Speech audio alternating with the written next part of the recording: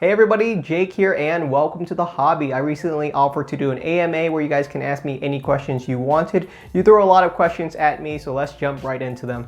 First question, how do I prevent myself from opening up my own sealed products?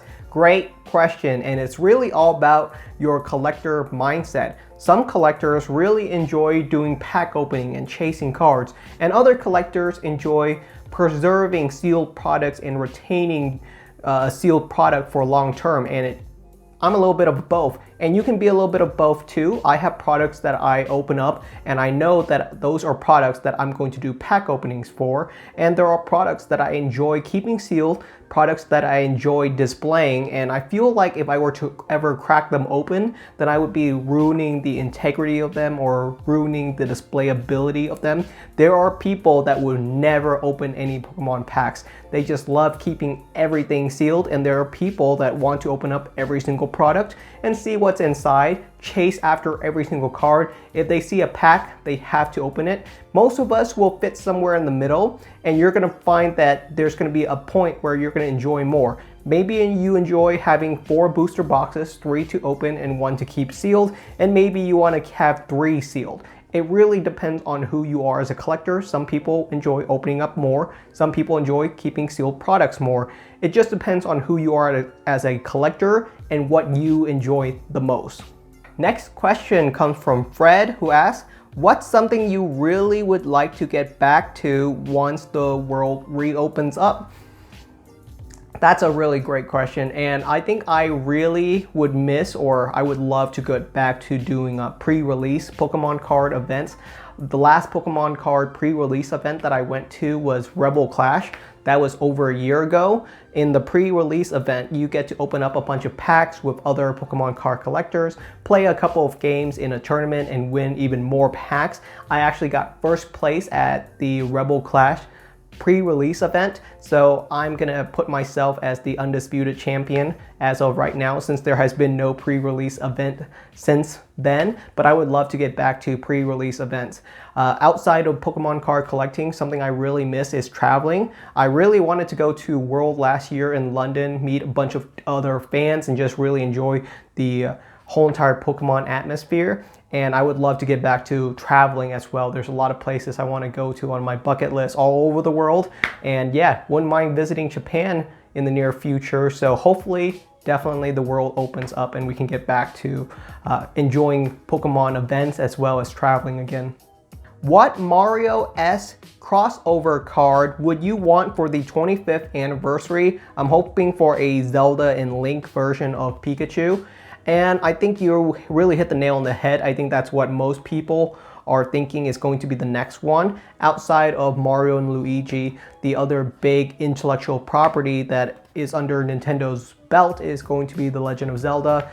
And with it being also Zelda's anniversary, it makes sense for there to be a crossover event between Pokemon and The Legend of Zelda. That's the only one that really makes a lot of sense.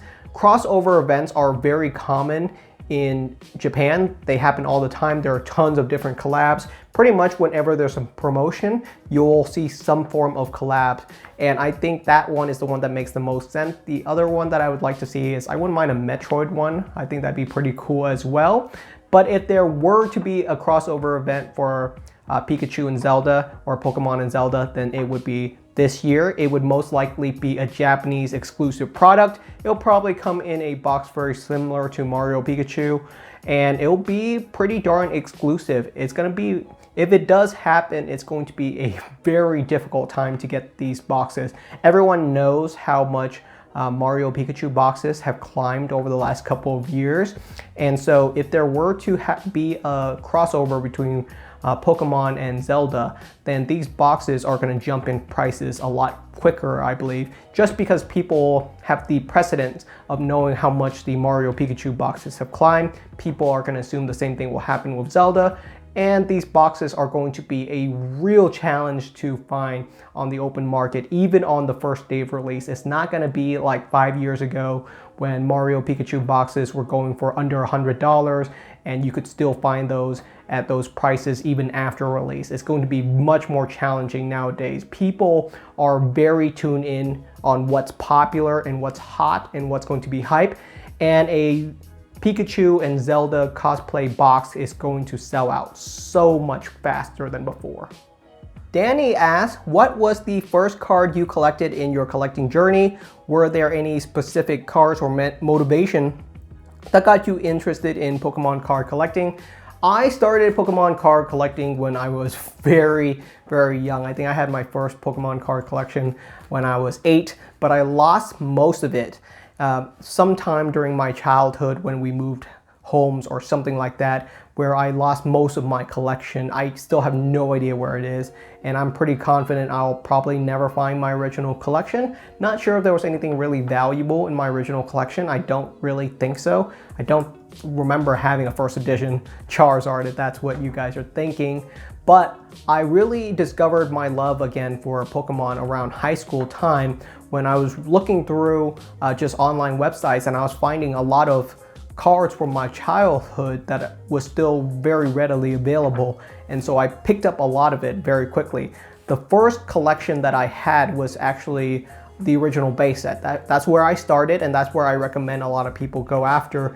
Is the first thing I said was, well, let's just get the original base set, buy every single card that's needed to get the original base set, and that's where I started off my collection. The very next thing I purchased was every single Pikachu card. If it was a Pikachu card, I added to my collection because Pikachu just has the most variety of cards to collect. And during that time, I remember specifically, I was able to pretty much pick up every single Pikachu card for under $100. Every single Pikachu card release, like every single set card, every single English promo card, all of them for under $100. It was incredibly affordable. I think that same collection would probably cost well over $2,000 right now, just because of some of the more expensive cards now, like Birthday Pikachu and Pikachu Gold Star standing out for sure. Next question, would I ever consider doing an interview with Pokenomics about the hobby or any other content creator for that matter? Yes, I would definitely be down for that. A lot of people don't know this, but a big reason why you don't see me doing collabs with a lot of other creators is when I say this is a hobby, I really do mean it. I don't do Pokemon card collecting full time. I don't do YouTube full time. Some creators do. That is not me. I always wanted it to be a hobby, and that's where I feel the most passion about. I actually work full time, 8 till 5. Every single day, 8 in the morning till 5 at night. And after I finish work, I actually go to class. I'm still a college student. I'm currently going through my final semester of my master's program, which if anyone tells you, it's gonna be a real challenge. It's been a massive challenge. So doing YouTube has always been a hobby for me, and I just love enthusiastically promoting Pokemon cards. I love the hobby, and I want as many people to join in the hobby as possible. That is why my tagline is actually welcome to the hobby, is because I want you guys to be a part of this journey. It's so much fun. I really enjoy this hobby, and I feel like more people need to really understand like how much fun it is. So that's why I'm here, is to really enthuse people about Pokemon card collecting. Do I think that Prism Star cards are possibly one of the next fads, such as Gold Star cards? And I might eat my words on this in, who knows, 3 to 5 years, 10 years, but no, I don't think Prism Star cards are going to be the same trend as Gold Star cards. I know they both have the word stars in their name, but Prism Stars are a completely different beast from Gold Stars. Some of the big reasons. First off, Prism Stars are much more readily available. There were a lot more Prism Stars printed than Gold Star cards, and the numbers do show that. Second reason is that there aren't a lot of cool Prism Star cards. There's some, if you look at the list of Prism Star cards, there's some in there like Arceus, but the Gold Stars were just way more cool. You got some really cool Pokemon with the Gold Stars like Rayquaza, right? Latias and Latios, some really cool ones. And if you look at the list of Prism Stars, there's a lot of jank. There's some pretty boring Prism stars. And once again, much more readily available, much more modern. If you were to collect either, I would say try to find some gold star cards. There's still some that are very more affordable than like Rayquaza gold stars. That one's pretty much unattainable at this point, but there's definitely some still valuable one. But no, I don't think Prism stars are going to go the way of gold stars anytime near the near future. Next question is, do I think full art trainer cards will retain their value or go up or down? Oh man, I know my opinions on full art trainer cards have been real mixed in the past, and it's going to be challenging to figure out where they land in the future because they're a real emerging portion of the hobby. It's only been like 2 or 3 years since full art trainers have really become popular, especially from the Sun and Moon set. I think the XY full art trainer cards are still a little bit lackluster, but a lot of the Sun and Moon full art trainer cards are just absolutely gorgeous. If you were to collect full art trainer cards, go for the big ones. Go for the most popular, go for the chase ones. And a big reason for that is they're much more memorable. I think the full art trainer cards, their biggest risk is that a lot of them will fall out of memory. They're just forgettable because the trainers are only memorable because of the games or animes that are currently being showcased. And once Sword and Shield or Sun and Moon goes out of run and people are no longer recognizing some of the trainer cards anymore, then that's when things get a little bit risky. So that's why I think you should go for the most popular trainers, or the ones that are going to be the most in demand, because they're going to remain in the public eye and they're going to continue to appreciate and value. It's much more tricky for a card like Lily to become forgettable because so many people know that Lily is like the chase cards when it comes to full art trainers. Next question comes from Chris, who asks, to the people who are getting into the hobby, what's one thing you will recommend or any words of wisdom? I think the biggest thing I can recommend is definitely have fun. I think a lot of people forget that this is a hobby and it's something that you should enjoy and have fun in.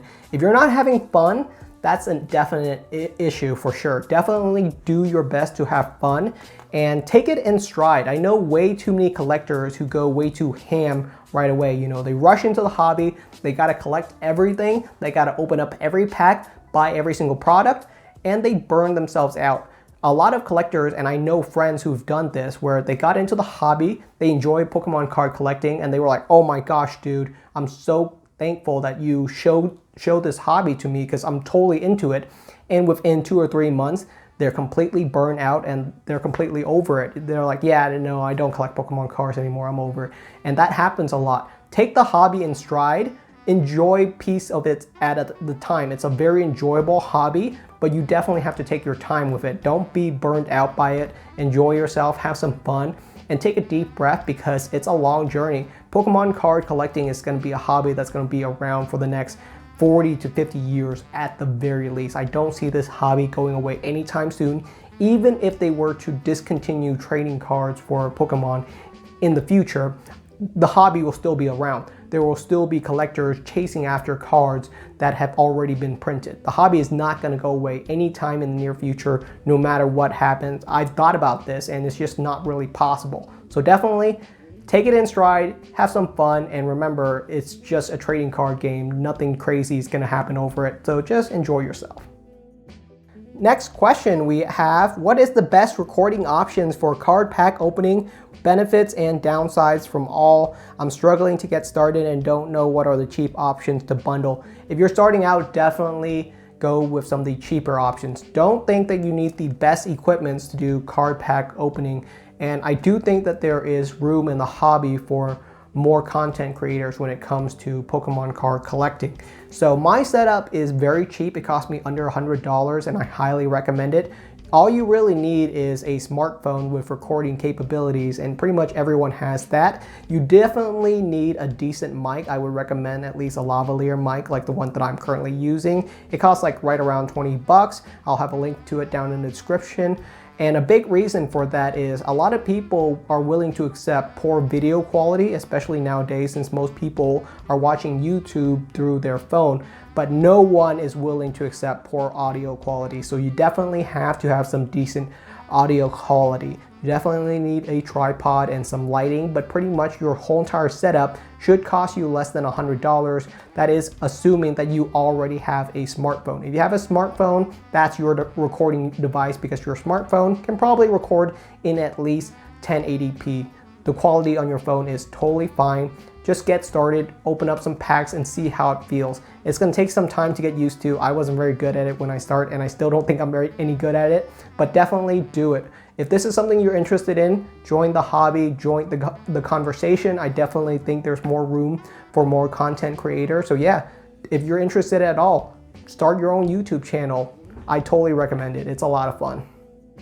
I use TCG Player to help know the value of my English cards, but what is a good way to find the value of your Japanese cards? So for my Japanese cards, I usually value them using eBay sold listings. There's a couple of Japanese websites that list all the Japanese Pokemon cards by their prices, but I don't recommend you use any of those sources. A big reason for that is that these Japanese stores, they're selling to Japanese customers, Japanese collectors, and Japanese players.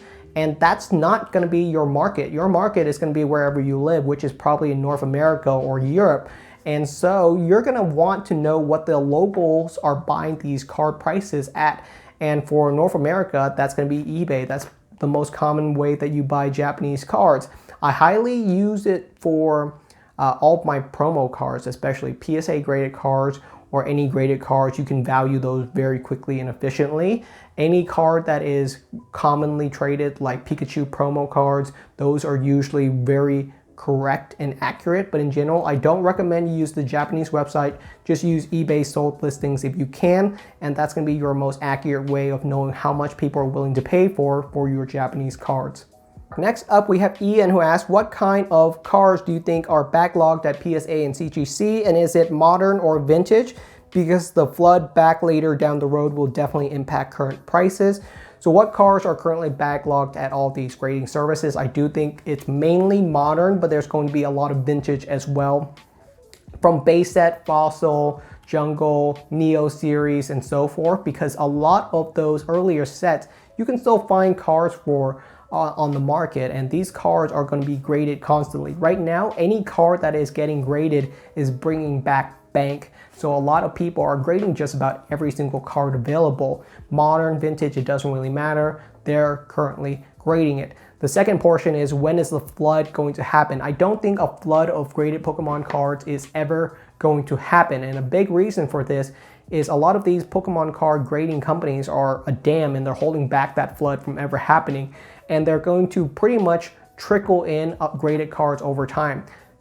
PSA aren't going to grade all of these cards in one given day. They're going to grade 1,000, 10,000 cards on any given day. So it's more of a faucet rather than a flood. It's going to be them twisting a valve and just slowly pouring cards out into the market. So I don't think prices are just going to crash tomorrow or any given day. For the cards that have the most graded copies of, you're going to see prices slowly decline on these cards over the next 1 to 2 years. It's not going to be immediate. You're going to see a slow decline of prices. And when these cards are fully saturated, prices will slowly climb back up over the next 10 to 20 years. It's going to be a slow climb, but that's what I expect and want from the hobby. I don't expect card prices to spike the way that they did in 2020. That was pretty much unprecedented, and I don't think it's going to happen again anytime in the near future. Next up, we have the question, Jake, what do you do for a living? Do you have a day job or you do something else? Or you sort of answer this. I work as an analyst, a regular desk job, 8 till 5 every single Monday through Friday. And I do Pokemon card collecting on the sideline as a hobby, and I really enjoy it. And it's one of those hobbies that continues to stick with me over the years, because over the last couple of years, I've done plenty of different hobbies. I've done rock climbing, I've done fishing, I've done all sorts of different hobbies, but one that always seems to stick with me is Pokemon card collecting, because I really enjoy it. And over the course of the COVID period, it's been one of the most enjoyable period of my time, because it's one of those hobbies that I can do from the safety of my own home, and it's really showcased how popular Pokemon card collecting has been during the whole entire pandemic period. So yeah, I'm just a regular guy with a regular job, and I think a lot of people seem to think that I do Pokemon card collecting full time, or I only work on this channel or something else, but it's really something I do on any given night that I have spare free time, because I'm really passionate about it and I really want more people to enjoy Pokemon card collecting. Final question, will a Mario and Luigi box fund my retirement in 40 years time? No, I don't think so. So how expensive could a Mario and Luigi box go? It's a really nice collectible product, and it's already reached a very high price point. How expensive is Mario and Luigi sealed boxes right now? I think they're like $3 grand each, so that's $6,000 for the pair. In 40 years, how expensive could they be? Maybe 50 to 100,000 max. Like that's like the max I could see them ever reaching. I don't think you're ever going to see these boxes go for more. And $50 to $100,000 is a very optimistic outlook. Can you retire on that price? I don't know. Maybe if you're in a more affordable country, but in general, no, those two boxes will not be enough for your retirement, but it's not bad at all. If you had these boxes sealed over the last couple of years, you've done extremely well. And I think that this is going to continue, is the more niche and out there collectibles like Mario Pikachu and the Scream promos are really going to start to outpace a lot of the older sets, even like the vintage Jungle and Fossils and whatnot, because these new modern collectibles are so unique and special. They're so out there. They're barely Pokemon card. They're reaching the point of almost pop art. So I really like that category, and I think that these are going to do extremely well, because I think people are willing to collect cards like the Scream promos and Mario and Luigi Pikachu, even if they don't collect Pokemon cards, because they're so unique.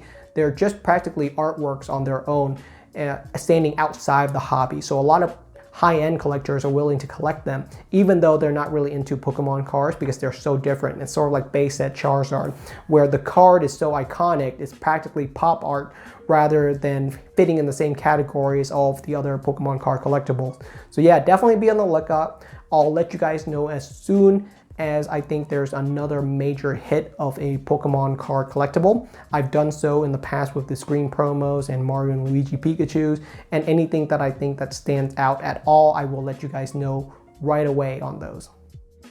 Alright everybody, that's the end of today's video. Thank you so much for watching. If you have any additional questions for me, feel free to leave them down in the comments, and I'm more than happy to help you guys out. Seriously, my goal is just to make the hobby as enjoyable for you guys as possible. Thank you so much for watching, and I will see you guys next time.